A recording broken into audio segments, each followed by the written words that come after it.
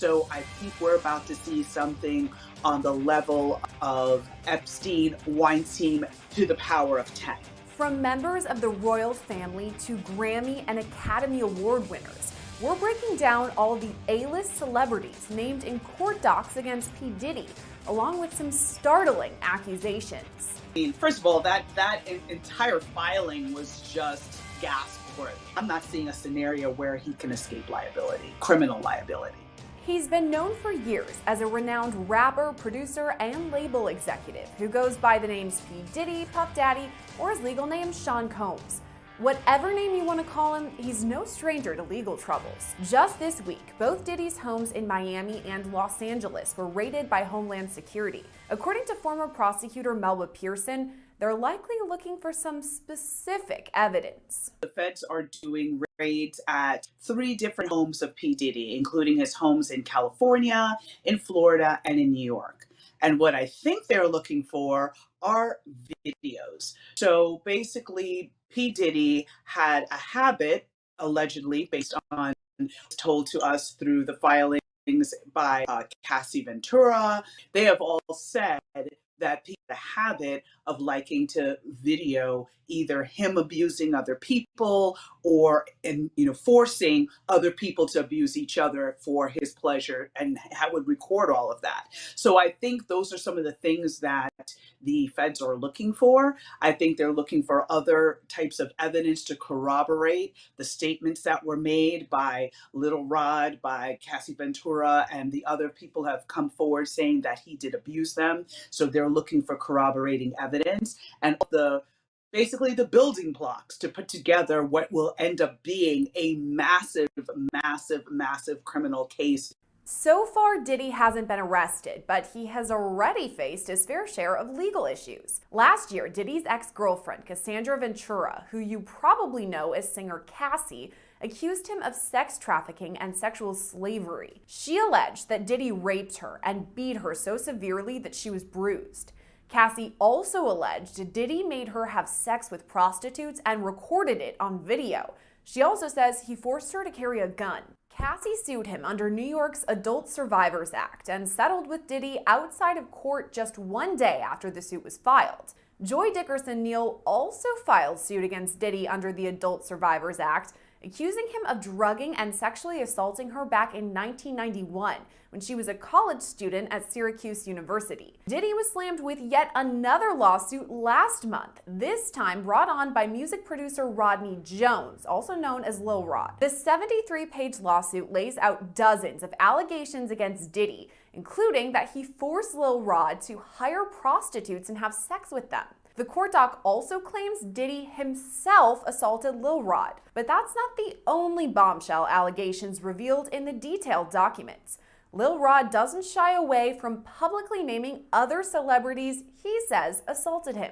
I don't know that Cuba Gooding Jr. is going to escape from that one. Let's start with the allegations against Academy Award-winning actor Cuba Gooding Jr. Lil Rod alleges Diddy was, quote, grooming him to pass him off to his friends. This fear became reality when Mr. Combs introduced Mr. Jones to Cuba Gooding Jr. when they were on Mr. Combs' yacht. There's actually photos of their interaction together too, which are laid out in those court documents. In the first pic, you see Diddy and Cuba talking with Diddy's arms on Cuba's. In the next pic, Cuba has his arm around Lil Rod and is smirking. Court docs go on to state, quote, Cuba Gooding Jr. began touching, groping, and fondling Mr. Jones's legs, his inner thighs near his groin, the small of his back near his buttocks, and his shoulders. He rejected his advances, and Mr. Gooding Jr. did not stop until Mr. Jones forcibly pushed him away. In the last couple of years, there were allegations against him for sexual assault. So now we had those prior allegations, and now we see him tied to this case as allegedly trying to, assault a Little Rod, assault others. Back in 2019, Cuba was booked on misdemeanor charges of forcible touching and sexual abuse after he allegedly groped a woman in Times Square. By the next year, 3 women had come forward accusing him of non-consensual sexual touching. He eventually reached a deal with prosecutors that required 6 months of counseling but no jail time.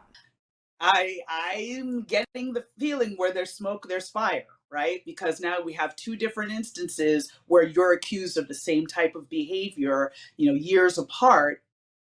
I think there's something there. And I don't know that Cuba Gooding Jr. is going to escape from that one because he already saw definitely people moving away from him within Hollywood circles and other circles once those first sexual assault allegations came out. So at this point, I don't think he's going to get away with it a second time. Is it possible that he could face charges based on these allegations that were brought forward by Lil Rod? It is possible as well. Again, we've got the statute of limitations issue to deal with. So depending on the time frame of when this happened, is again the Adult Survivors Act, which was the vehicle where many of these lawsuits came out, many of these civil lawsuits, excuse me, came out. There was a finite amount of time for those suits to be filed. Time frame is going to be very, very important. What witnesses come forward, because again, this may not be a situation where may be at play. This may be more of a situation of, hey, yes, I was there and I recall, Cuba Gooding Jr., putting his hands on Little Rod, or recall certain aspects. So it's going to be a very witness intensive type of case. And the question is, will the witnesses be willing to come forward? Lil Rod's lawsuit also publicly named another celebrity linked to Diddy, Jennifer Lopez. From the standpoint of the names of the celebrities that were tied to this, the fact that Jennifer Lopez was tied to this back when she was involved in or party to a shooting at a nightclub when she was dating Diddy, and is now alleged to have brought the gun with her to the scene and gave it to Diddy, and that's how the shooting occurred. Lil Rod's team brings up J-Lo when establishing Diddy's history, writing his, quote, RICO enterprise has existed for at least 20 years, dating back to the 1999 nightclub shooting in NYC, when Mr. Combs required his then-girlfriend Jennifer Lopez to transport his illegal firearm into the NYC nightclub. The court docs allege Diddy forced his then-artist Shyne to assume responsibility for the shooting of several individuals. All this happened back on December 27, 1999, when a fight broke out at a nightclub. Diddy, J-Lo, and rapper Shyne were all there, and according to former rapper Mark Curry, Diddy paid Shyne $1 million to take the fall for the shooting and serve a 10-year prison sentence. Lil Rod's lawsuit now suggests it was J-Lo who brought the gun. The fact that she's named as somebody who was carrying a weapon, could that be incriminating for Jennifer Lopez? It can be, but with a huge caveat, right? If I'm not mistaken, that shooting did not result in a death. I know that somebody was harmed, but I don't believe anyone was killed. Because of that, you have the statute of limitations to deal with, which is basically a prolonged amount of a certain amount of time that a prosecutor has to be able to bring charges against someone. And it varies from state to state. But the one thing is consistent is that there is no statute of limitations on murder. So if P. Diddy had actually killed this person, or the person died as a result of their injuries, now J-Lo could be brought into the mix as a co-defendant because of the fact that the person has passed away. But if the person is alive, and maybe they had serious injuries or whatever the case may be, statute of limitations would run, and it is highly likely at this juncture that statute of limitations have expired, therefore she does not have any criminal liability. But the reputational damage might be a different story, because now she's branding herself as something very different than who she was back then. Back then, she was very much Jenny from the block. She was, dating a variety of hip hop artists. She was very much in that world. Now she's married to Ben Affleck. She's trying to, portray herself in a different manner. So now her past is going to come back to haunt her, and we don't know what that's going to mean for her future in terms of movie deals, music deals, or anything like that. So I think for her, it might be more reputational damage than criminal liability. Pearson says it's possible Jennifer Lopez could file some sort of defamation suit, but it's not likely. She could, but at the end of the day, when it comes to defamation and those types of cases, truth is an absolute defense. So if he has some sort of receipts to basically prove that, hey, I was right there, I saw her the same way in the filings, you saw a number of different screenshots and pictures that he submitted to support the different points that he was making. If he has some pictures to substantiate that she was carrying the gun, it is going to be very hard for her to say in good conscience in a court of law that, this wasn't true. He's made this up. And now as a result, I've lost, money, I've lost opportunities and things like that. There's going to be too much evidence out there connecting her to this that is going to be very hard for a jury to come back and say, yeah, he's making all of this up. But it's not just artists that Lil Rod named either. He specifically mentioned Prince Harry, the Duke of Sussex, in his court documents. It reads in part, quote, Mr. Combs was known for throwing the best parties. Affiliation with and or sponsorship of Mr. Combs' sex trafficking parties garnered legitimacy and access to political figures, artists, musicians, and international dignitaries like British royal Prince Harry. Why even name Prince Harry? There's no allegations against him or anything, but why bring him up? I think it may have been a move to bring more credibility to the filing and say that, basically he being Diddy, was using his fame, fortune, and influence to insulate himself. So he was able to legitimize some of the activities he was doing by having these lavish parties, bringing all these A-list celebrities, but somewhere in a back room or somewhere in another wing, horrible things were happening. So the fact that Prince Harry was there does not necessarily mean he was participating in what was happening. And just because you were at a party doesn't mean you know what's happening in every inch of the house. I mean, if you think about it, if the party's being thrown in a mansion, there are various floors and wings. So it is completely possible that he was there and did not participate. Now, if you had said Prince Andrew, especially as a result of the allegations that came out in connection with the Epstein case, that they were close and that they traveled together, and there was a person that alleged that he had sexually assaulted her while she was underage, that would be a different story. But Prince Harry and the way that it was mentioned seemed to be very, again, just sort of trying to bring legitimacy and talk about these were the people that Diddy surrounded himself by to protect himself. So Prince Harry has no formal accusations against him, but the name association could cause damage to his reputation.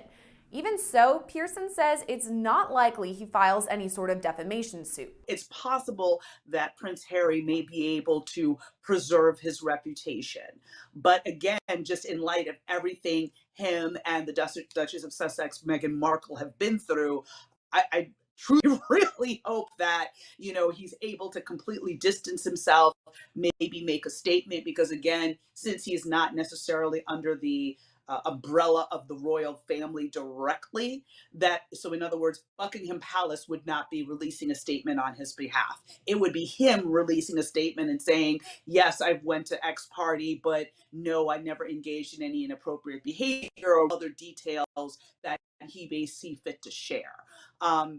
So that's going to be, we're going to have to wait and see on that one. But again, since it was such a minuscule mention in the greater context of this filing, he may be okay.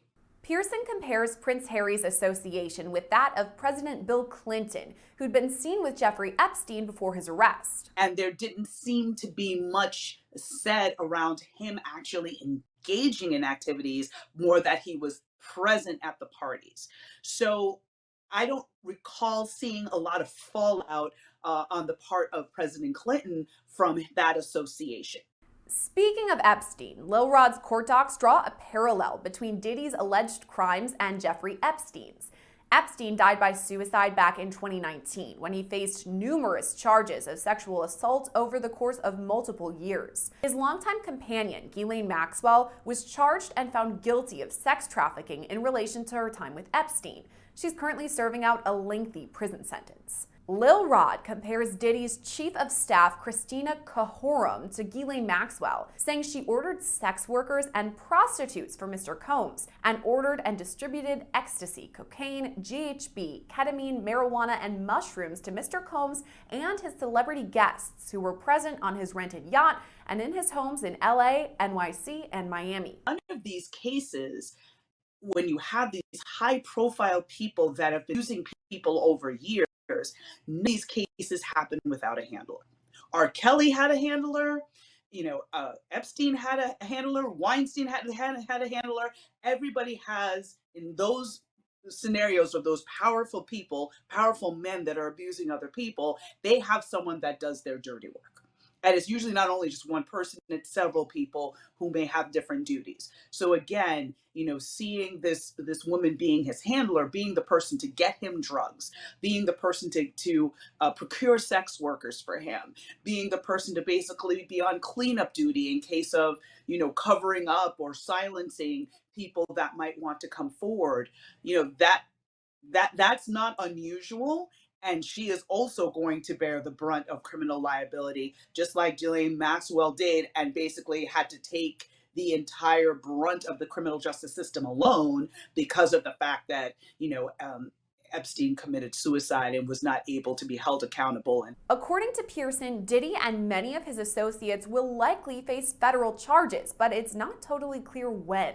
And what do you think a timetable would look like for all of that? I know that there's a lot of evidence to gather over many years, but is it possible that a federal indictment could be just around the corner? I would hesitate to say just around the corner because with all of the experience I've had with these office approaches cases, they do not move until they have you fully, like they have you dead to rights, basically. So they are going to take their time. They're going to collect all the evidence. They're going to speak to as many witnesses as they can. They're going to follow every single trail, every single lead that they can before they go to an indictment. There can be continuances. There can be other things that can delay the case. But once you file that charging document, the clock starts ticking. So that, when I was a prosecutor, I always advised my detectives, anybody that I was training, that you get all the evidence you can up front and then you file charges.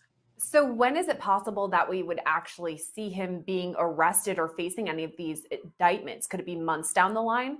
I feel that it would be months down the line. I would not be surprised if it was before the end of this year. Because again, this is going to be a massive investigation involving at least 3 states, much as we saw in the Epstein case, where he was bringing underage girls to one of his islands in the Caribbean.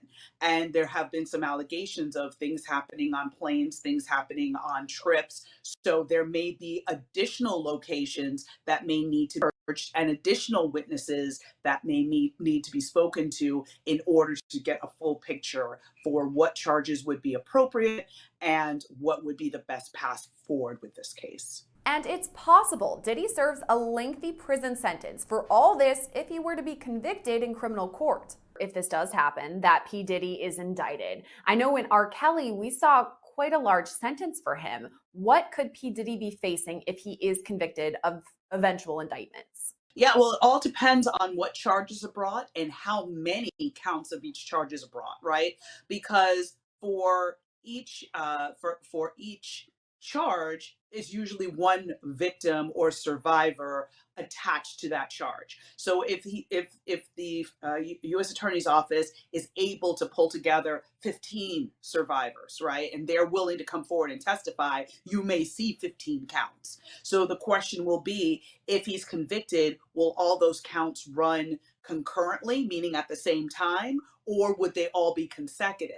And if it's consecutive, he could be looking at life plus, right? If they're run concurrently, again, depending on the universe of what is charged, he's going to be looking at a prison sentence if convicted. There's going to be no way around that. Is there any possibility that he walks away clean from this, that everything is dropped and he faces no charges or any prison time? Not impossible. I mean, anything is possible, but I don't see that happening. I see him kind of going the path of R. Kelly, where again, for so many decades, he was able to act with impunity and just, with harming so many, young women. But eventually he had to pay the piper. And eventually he ended up with a prison sentence. So that in this juncture, from what's been publicly available, from reading Little Rod's filing, from reading and hearing about the horrible things that Cassie Ventura endured during her nearly a decade relationship with him that started when she was a young woman. I'm not seeing a scenario where he can escape liability, criminal liability. I'm just not seeing it. It's possible, but I'm not seeing it. In a statement, Diddy's attorney Sean Hawley denies all of Lil Rod's allegations. He writes, quote, his reckless name dropping about events that are pure fiction and simply did not happen is nothing more than a transparent attempt to garner headlines. We have overwhelming, indisputable proof that his claims are complete lies. Diddy's son Justin Combs is also mentioned in the lawsuit. A statement released from him reads in part, quote, Justin Combs categorically denies these absurd allegations. They are all lies. This is a clear example of a desperate person taking desperate measures in hopes of a payday. There will be legal consequences for all defamatory statements made about the Combs family. So far, we have not heard a comment from Cuba Gooding Jr., and as of now, P. Diddy has not been arrested and does not face any criminal charges. Reporting for Law and Crime, I'm Sierra Gillespie.